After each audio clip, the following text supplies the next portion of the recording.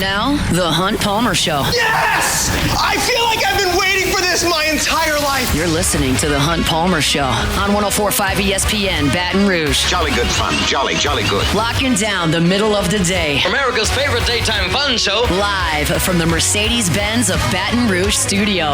This is Hunt Palmer.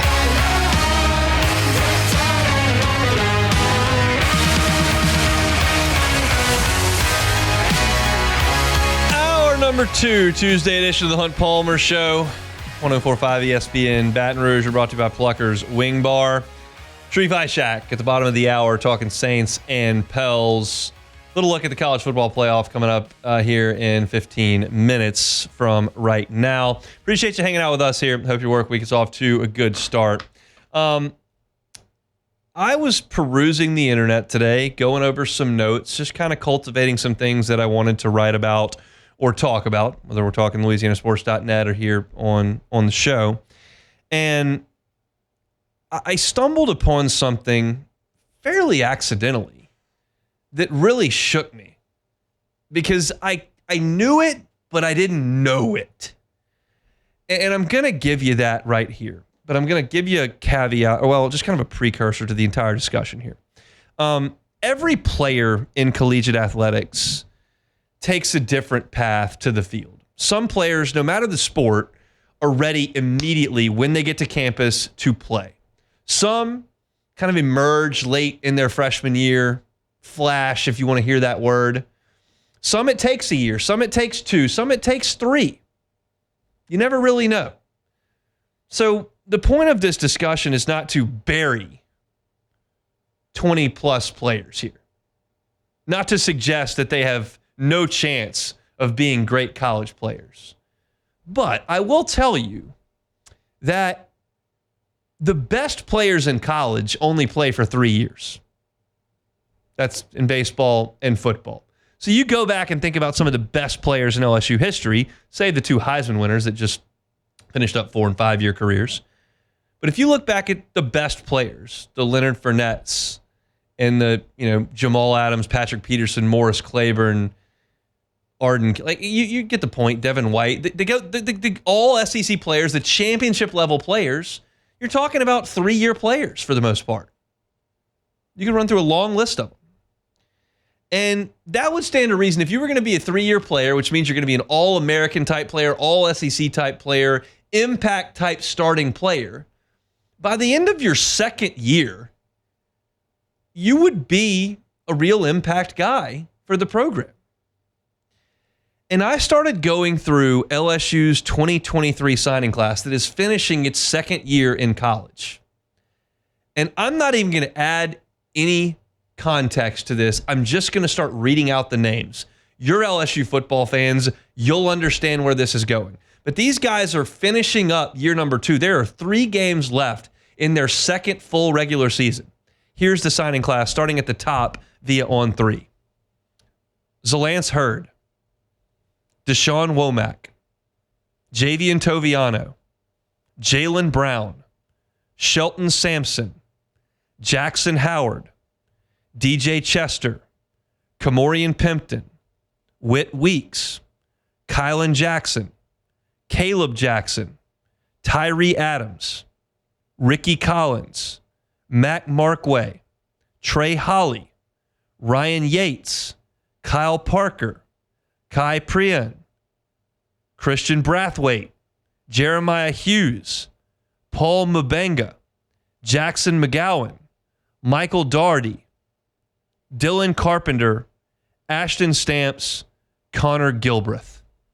That is 26 players that I just went through. And I'm sure you were doing the same thing I was doing, looking at it. But right now, 11 of those are gone. Lance Hurd is gone. Jalen Brown is gone. Jackson Howard is gone. Mac Markway is gone. Ryan Yates is gone. Kai Prian is gone. Christian Brathwaite's gone. Jeremiah Hughes is gone. Jackson McGowan's gone.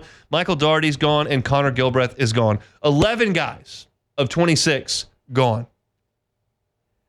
These guys are on the team, but the impact is negligible.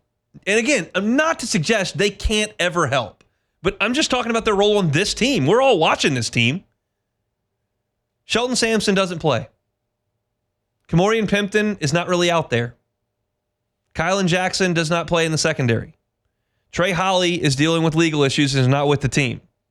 Javian Toviano doesn't really play on defense. Dylan Carpenter doesn't play. Now, there are reasons for all of that. And again, I'm not burying these guys, but that's 6 more that don't really play. I've got 3 guys here who are in a little bit of a different boat. Tyree Adams was the 6th offensive lineman. As a redshirt freshman to be the 6th offensive lineman, I would consider that a reasonable role on the team. Now, he got hurt and he's out for the year, but that's a reasonable role on the team. Ricky Collins is the backup quarterback. For the redshirt freshman to be the backup quarterback, and he's beating out A.J. Swan, that's not off track. And then Paul Mabenga was put into the game to start as now the 6th offensive lineman since you've lost 2. But you've got 3 others, Deshaun Womack, Kalen Jackson, and Kyle Parker, who play. Now, Deshaun Womack plays a little bit, and he has not been supremely impactful, but he's got 2 big, strong veteran guys in front of him. But again, a 5-star guy, deep into his 2nd season, doesn't play a ton. Caleb Jackson is 3rd on the running back list, and he's run the ball a handful of times in league play. And then Kyle Parker was probably your 3rd wide receiver, maybe 4th wide receiver, but he got hurt. But he was playing. That's 3 guys, Womack, Jackson, Parker. And then you've got your starters, Ashton Stamps, DJ Chester, and Whit Weeks. Stamps is a fine SEC corner. I think the fact that I don't notice him a lot, maybe because he's in great coverage, he's not going to be an All-American this year, but he's playing. DJ Chester's your starting center. He's been okay. And then Whit Weeks is making a lot of tackles. He was playing at what I thought was kind of an All-American type level a couple weeks ago. I don't know that he did in College Station. I think he made a ton of tackles on Saturday. But he's a good player. End of his 2nd year, he's a good player. But the point being, that's 26 guys that I rattled off. I've got 3 starters, Stamps, Chester, and Weeks. I've got some guys who contribute a little bit, Womack, Caleb Jackson, and Kyle Parker. And basically, like 22 of these guys are not really helping. And that would be okay for this class at the end of last year. That would be okay for this class against USC. But it's a little bit concerning to me that you're having some significant issues, especially on defense, in the last 2 weeks, and none of these guys are really helping. I'm not shutting the door on Shelton Sampson's career. I'm not shutting the door on Deshaun Womack's career or Kyle Parker. I'm not telling you Javian Toviano and Dylan Carpenter won't help this program one day. And maybe DJ Chester is a 3-year starter at LSU and becomes a first-team all-league center. But at this point, when I look at the great players that LSU has produced, at the end of their sophomore year, they were usually really good. And I can't point to anybody on this list outside of maybe Whit Weeks that I would go, that dude's going to be a problem in the SEC next year and is going to go in the 1st or 2nd round. Like none right now. And I just think that's a little bit odd. This is a class that was ranked 5th in the country by On3. This is a class that featured 5 stars in Lance Hurd, who's gone, Deshaun Womack. And Toviano, Jalen Brown's gone. Shelton Sampson was a 4 or 5 star, depending on where you look. Jackson Howard was really highly thought of, gone. And I just feel like if you were where you needed to be from a program perspective, this class, I think, would be more impactful. Let's just hope, looking at this, that more of these guys continue to move forward. It stands to reason, just mathematically speaking, you'll probably lose a few more in the portal. And by the way, the portal guys they brought in that class have been impactful. I'm looking at the list here. Aaron Anderson's had a good year. Braden Swinson's been great for you.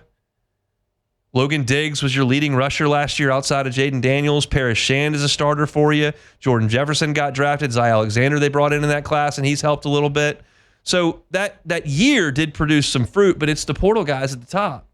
And these younger guys were were brought in to be impact guys and to beat out some of the older guys that they brought in to patch some holes. And to this point, I just don't know that you could say that that's happened.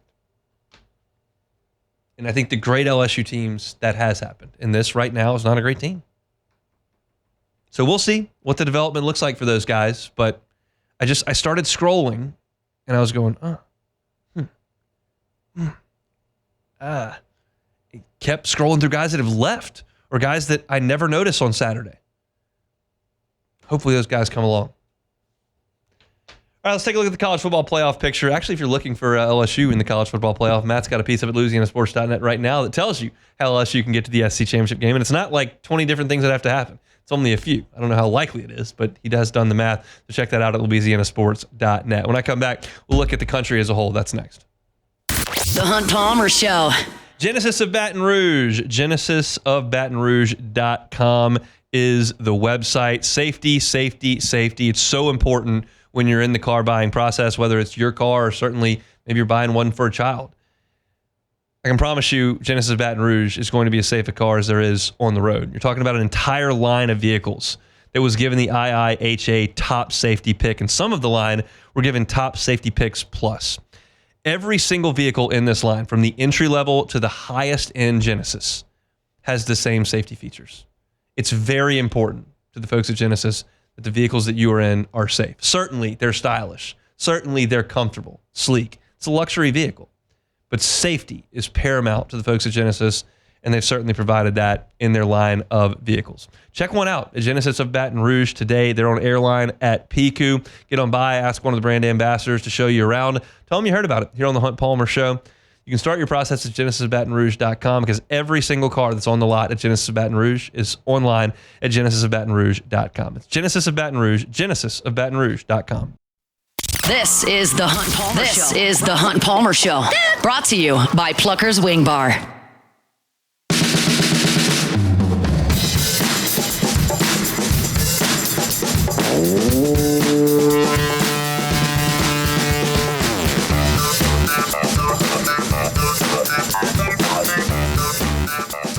All right, Sharief, Ishaq in 13 minutes talking Saints and Pelicans. I want to spend a brief moment here on the college football playoff. New rankings will come out tonight. And I'm starting to look around, and I realize that this conversation's lost a little bit of intrigue because LSU with 3 losses is not going to get in that large bid. But I still think it's an interesting exercise to do because we're talking about a new era for the sport. So you look at the ACC, and with Miami losing, it feels to me like we could very well be looking at a one-bid league there. Because if Miami beats Clemson or SMU in the ACC championship game, I think those two teams are out. I don't think Clemson gets in with 3 losses. I don't think SMU gets in with 2 losses. If Clemson beats Miami in the ACC championship game, Miami would then be sitting there at, I guess, 11-2. Maybe they're in, maybe they're out, but it's a discussion to be had. So right now, the ACC, you're looking at maybe 1.5, and Miami's still got work to do to make sure they don't lose again, because I don't know that anyone is feeling like they can truly trust that team right now with them playing these barn burners every single week against Cal and against Louisville and against Virginia Tech, and they finally succumbed to it against Georgia Tech. Now, Wake Forest and Syracuse are not great, but we'll see. I feel like the ACC right now is a 1.5 bid league, depending on how things shake out. You go to the Big Ten, and right now the Big Ten looks really, really strong on paper because you've got the top of that league is not dropping games. Oregon is not dropping games. Ohio State is not dropping games. Penn State is not dropping games. Indiana is not dropping games. Like, those teams are winning every single week, and right now, between them, you're talking about 2 total losses. Now, the rest of the league has eliminated itself, but the top of that league is really, really good and in the top 5. So it feels like that's going to be 4 bids. I don't see them throwing up on themselves down the stretch. I don't think Indiana is going to get dinged if they lose to Ohio State. I don't know that Ohio State's going to get dinged if they lose to Indiana and Oregon. That's just my feeling on it. Both those teams might be undefeated. So Penn State's still hanging around, and they've got work to do to finish it, and you never know with them. But I just feel like that looks like 4 bids to me. You look at the Big 12, I realize that BYU is still finding a way, and Utah's AD is not very happy about it, but they're still undefeated. They're 9-0. Everyone else has 2 losses. So if BYU wins that conference, I think that's 1 bid. I don't think Colorado's getting in with 3 losses. I don't think Kansas State or Iowa State's getting in with 3 losses.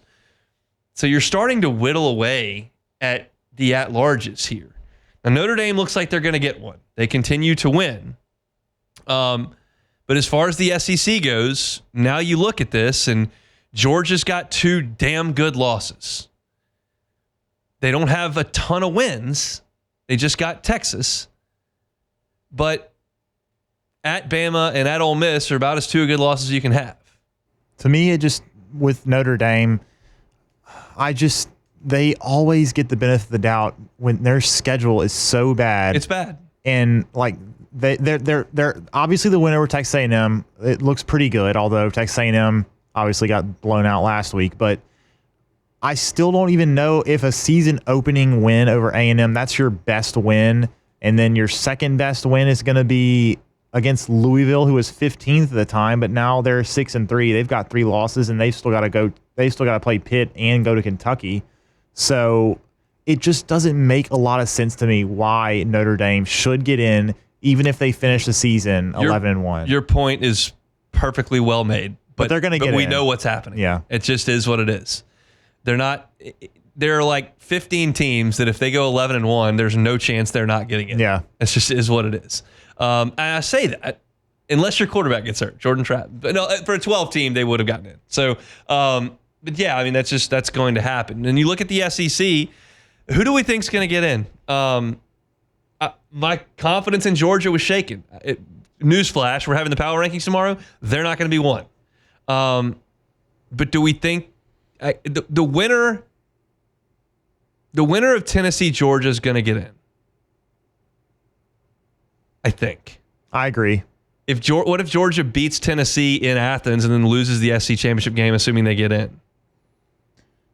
It seems like I would feel like the path to them getting in is tough now for the SEC championship. We didn't discuss Georgia's schedule thoroughly enough in August. No. I mean, at Bama, at Texas, at Ole Miss, Tennessee, plus Clemson in the opener.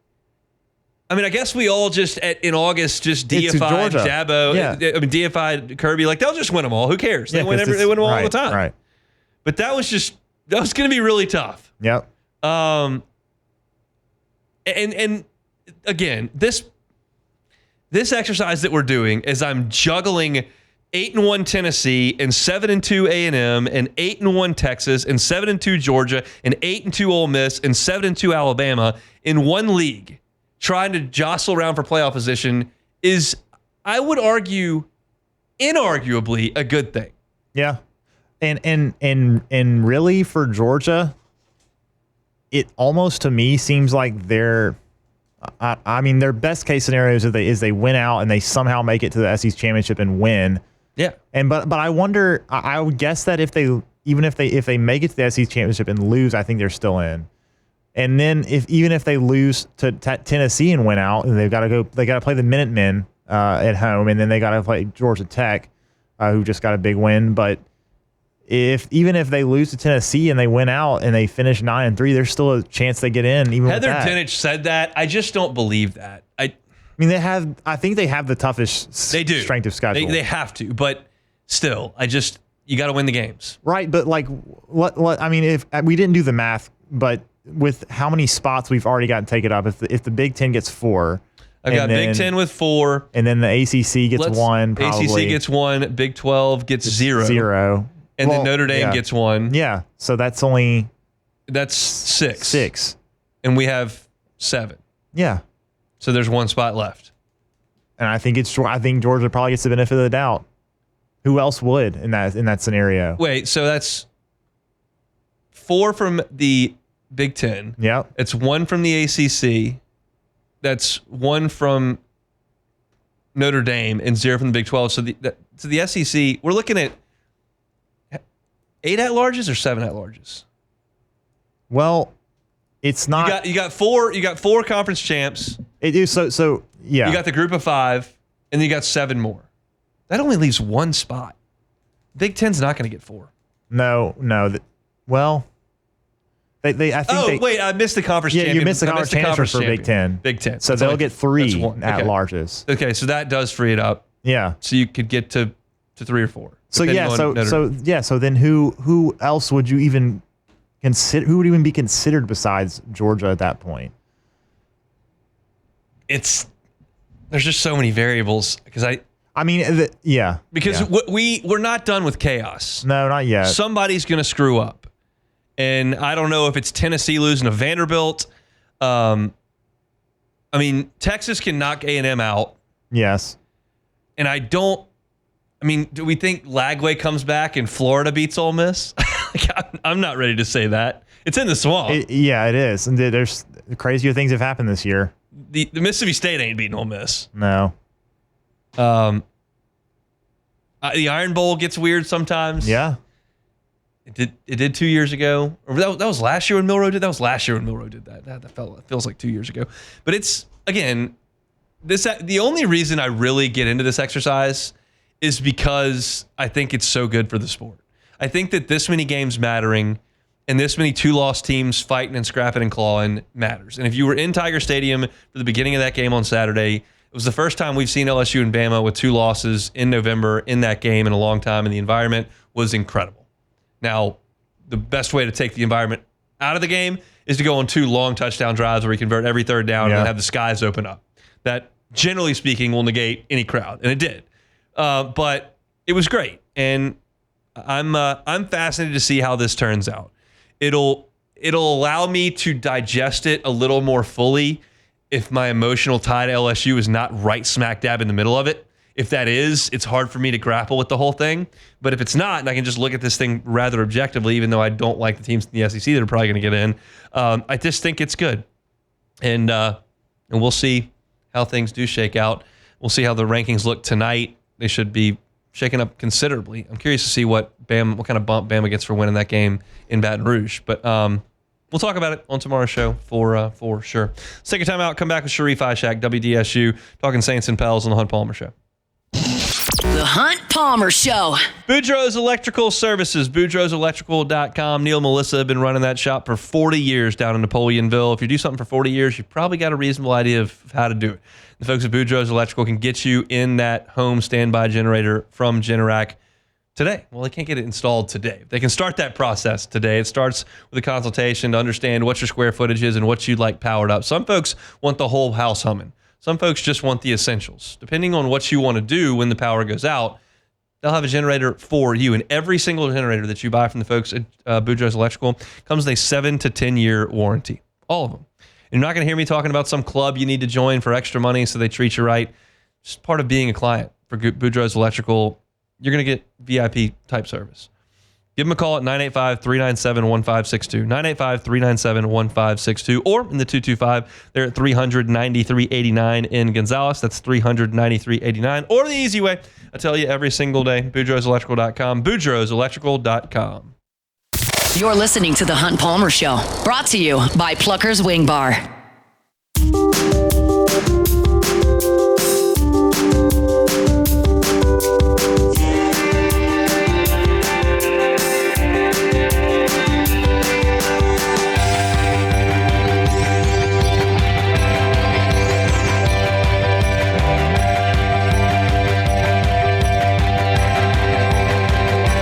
Tuesday editions of the Hunt Palmer Show, always brought to you by Plucker's Wing Bar. Gotta love those chicken wings, cold beers, watching sports on TV. 2 locations here in Baton Rouge, Nicholson just south of Canvas, and Bluebonnet in front of the mall, Louisiana. Pluckers, if you don't like our wings, we'll give you the bird. Sharief Ishaq probably gives people the bird sometimes when he's in a cranky mood. Sometimes he's in a cranky mood. So we'll see if he's in a cranky mood today. Sharief, how we doing? You should have heard the phone conversation we were just having before me and you just talked. It was a Saban Brian Kelly comparison. Okay. Well, you want to tell us about it? We were just comparing a second ago before we switched over. Whenever I get the phone call to talk, that I said you cannot compare Saban's first year to Brian Kelly's first year. Saban was completely given an absolutely a refix the entire program situation. Kind of a no-name guy who came in and wasn't making headwaves coming from Michigan State. Yeah, he had a couple of nice wins over there, but come on, we're not making a Brian Kelly Saban comparison ever again. Neither one of them inherited a great situation, to be clear. But no, okay, yeah. Brian Kelly's landing area in terms of the facilities and the resources and the tradition were better, but his roster was shot. So neither one was great, but we're 3 years in. I can agree with that. Yeah, all right, let's talk about the New Orleans Saints. They won. Did you see that? Did you enjoy it? Well, let me first start off by saying, look, the energy was completely different from the time you walked into the Dome. You can kind of feel it. You could tell how the fans were more relaxed.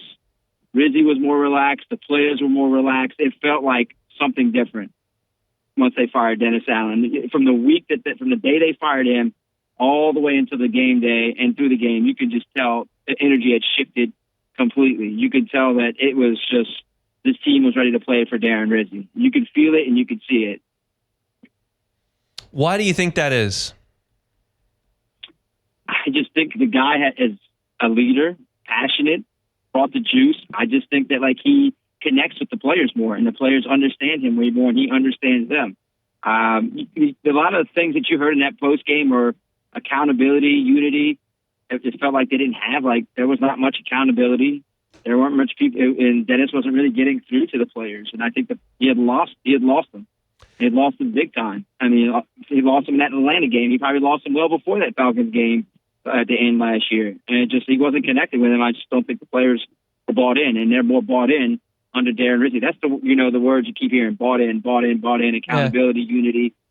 And it worked. It worked for one game. It was a nice shot in the arm for one game at least. Do you think that it was the Atlanta game last year that really pushed it over, or has this been the case since Dennis Allen took over? I think the ball got rolling well before that, obviously, but I think it caved in. Like James Hurst said last Monday when he got fired, that was the beginning of the end. He lost the locker room. I mean, he completely lost the locker room. And you hear that from a guy who played on that team in that locker room saying, hey, lost the locker room there against the Falcons. Could have just chewed us out privately and just defended us and had our backs publicly, but it didn't happen. And it just seems like it's a complete 180 with Rizzi, who has his players' backs. I mean, you could just see how he was during that game, running up and down the sideline, pushing players after the game, and it's just it's a different vibe, man. It's a good vibe under Darren Rizzi. How much of it is that? How much of it is getting some guys back from injury? I mean, technically, who did they really? They didn't really get many players back. I mean, Derek Carr was already back. Alvin's already playing. I mean, Taysom was already there. I mean, it wasn't really that many players. I mean, they got back into the lineup. I mean, they lost players. I mean, still no cornerbacks, no receivers. They were essentially playing with the same lineup, but they had the Carolina Panthers game. I mean, there was nothing different. They lost it's essentially the same exact team. So that just goes to tell you, it's coaching. They lose to the worst run franchise in sports, and then they beat the leaders in the NFC South. So you tell me. I think that's more coaching than it is players. Hard to argue with that. That's for sure. Now, how much of this is sustainable? Do you think they can bring it back again, or is that kind of a 1 week shot of life? That's the thing that Darren Rizzi talked about yesterday in the press conference. We have to be able to carry this over from week to week, have that same energy, that same passion, and accountability. Is it going to happen for the next 7 weeks? Probably not. I mean, they're probably going to have some slip-ups. They're still, once again, they're going to be without receivers and cornerbacks. Maybe Kool-Aid McKinstry comes back, but still, they have no receivers out there. Chris Olave isn't coming back. Rashid Shaheed isn't coming back. MVS was awesome. I mean, in his first 31 career games, I think he only had 2 touchdowns, and he had 2 touchdowns in one game. I mean, he is like their Rashid Shaheed now, but they're just going to have to rely on the Kevin Austins and, the Dante Pettis, and they're just Mason Tipton. I mean, that's where it is. I mean, can they keep that up for 7 more games? Going to be tough, Hunt, but at least you know that the passion and excitement is going to be there under Darren Rizzi. I mean, the fan base just seems to be happy just after one game by making one move. What's Chris Olave's future look like? I'd be surprised if he plays again this year, to be honest with you. The safe move is not to bring him back unless some miracle run happens and they get into the playoffs and, he has that 8 games off and he's 100% ready to go. But they're more worried about Olave the person than Olave the player right now. I mean, it's 4 concussions since he's been with the Saints, 2 this year. That last one was scary. I mean, I don't know. I don't know what you do. I mean, if he wants to play again, does he have to change? Obviously, he has to change the way he plays football. I mean, taking hits, you're going to take hits. I mean, how do you tell a guy learn how to take hits in football? I mean, you're going to get hit when you don't even see it sometimes. So I'd be surprised to see him again this year. I mean, the best thing to do is just let it ride out and come back next year. Let him get healthy. Let him figure things out. How will Jameis be received in the Dome on Sunday?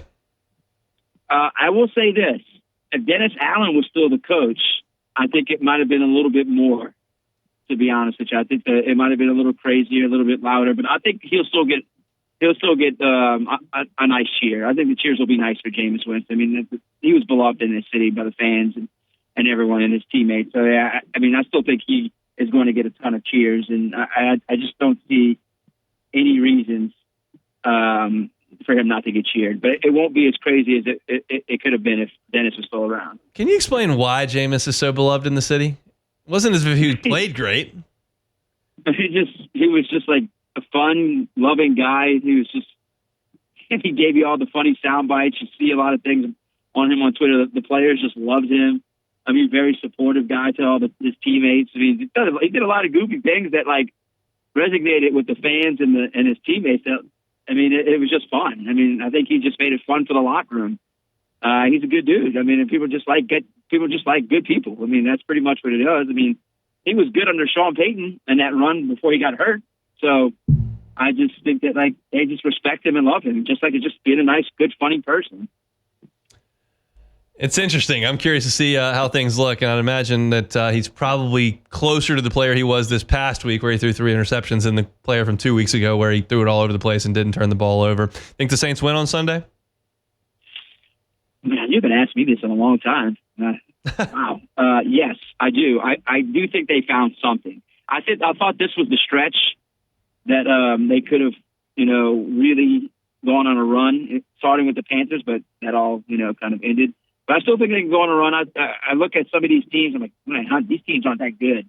So I think the Rams are that good. Maybe the Rams are the only team, and the Commanders, so the only team that kind of stayed in there the rest of the season. They could probably go 4-3, 5-2. I think they win Sunday's game. Interesting.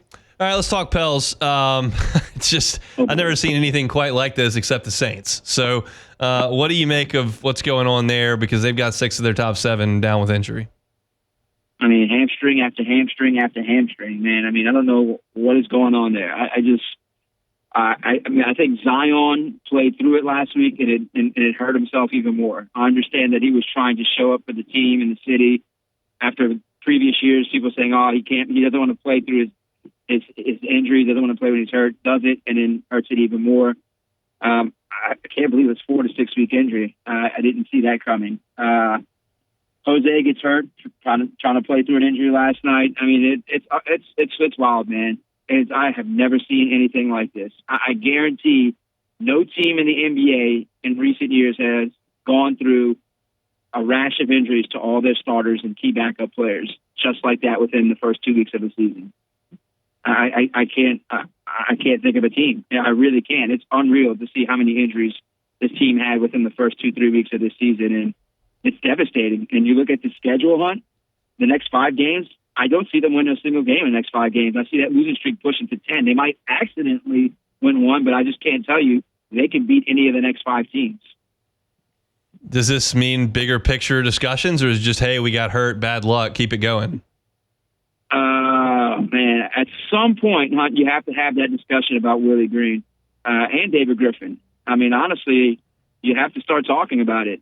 I mean, it's fair discussion at this point. I mean, if Dennis Allen can get fired, Willie Green can get fired, even though the Saints are dealing with injuries. I mean, Willie has led the team to the playoffs in, 2 of the 3 seasons so far through the play-in. But, I mean, man, some of these problems that they're having within the game is just so bad. The ATO plays, execution at the end of games. Saw last night going 335 without scoring. They were up 105-101 and lose 107-105. That's all execution. I mean, yeah, you're hurt, but there's no excuse for execution. At some point in time, you have to execute. We'll see. Not a lot of pleasant discussions to be had around Pelicans land right now, and obviously the Saints got a good win, but that was on the heels of 7 straight losses. So we appreciate the positive outlook, Sharief. We'll talk next week. Look, started negative, went positive, finished negative. Maybe we'll be positive next week. We'll see what we can do. Have a great week. All right, please don't lose to Florida. Please. We'll do our best. Sharief Ishaq, WDSU, down there in New Orleans, talking Saints and Pels. We'll come back and wrap things up on a Tuesday edition of the Hunt Palmer Show. The Hunt Palmer Show. Evolve Physical Therapy and Sports. EvolvePT.com. All the Pelicans need physical therapy. Most of the Saints need physical therapy, but they're probably not going to be involved because they got a crew over there in New Orleans. So that's good news for you. So you can walk in there starring near Highland Road and have Robbie Bolton and his team take care of you. Keep in mind, when you are injured and you go see somebody and they tell you need physical therapy, they may have a suggestion for you, but it doesn't mean you have to go there. You can control where you go for your physical therapy, and you should choose Evolve Physical Therapy and Sports. Robbie and his team just do fantastic work. They are hands-on from start to finish. They are invested in you getting back to being your active self. They are invested in you getting rid of that pain that's plaguing you, whether you know how it happened or it's a car accident or sleeping wrong or you're not really sure what went on, but the knee's not doing well. Either way, they can help you get back to being your active self at Evolve Physical Therapy and Sports. Again, they're on Starring near Highland Road. They're online at EvolvePT.com. It's Robbie Bolton and his team at Evolve Physical Therapy and Sports. EvolvePT.com. This is the Hunt Palmer Show, brought to you by Plucker's Wing Bar.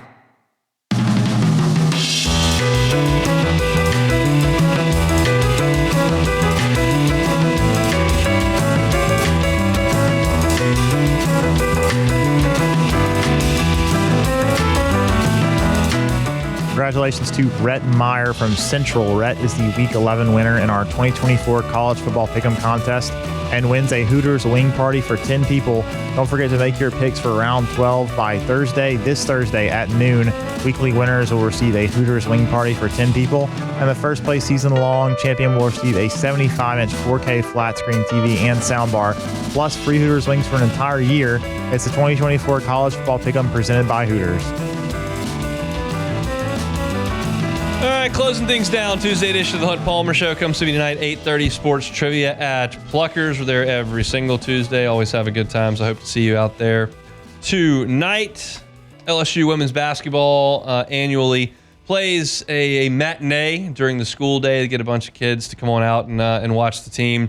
So did that today against Charleston Southern, tipped off at 11 o'clock in the morning. Tigers, no trouble with Charleston Southern. 117-44 was the final score. Big game for Michaela Williams.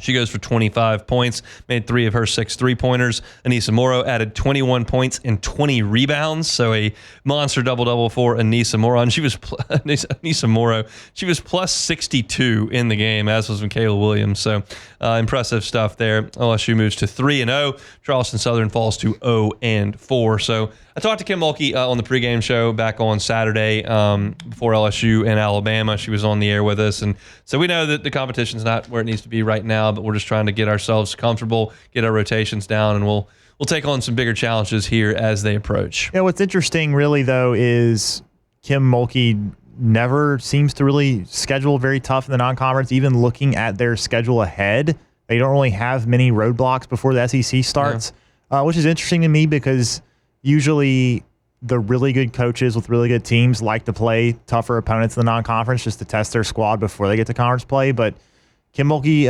doesn't choose to do that. I can't argue with her results, but it is interesting. She talked previously, and it wasn't about this year, it was actually about last year, saying that she, in the transfer portal era, she's just not sure what her team's going to look like.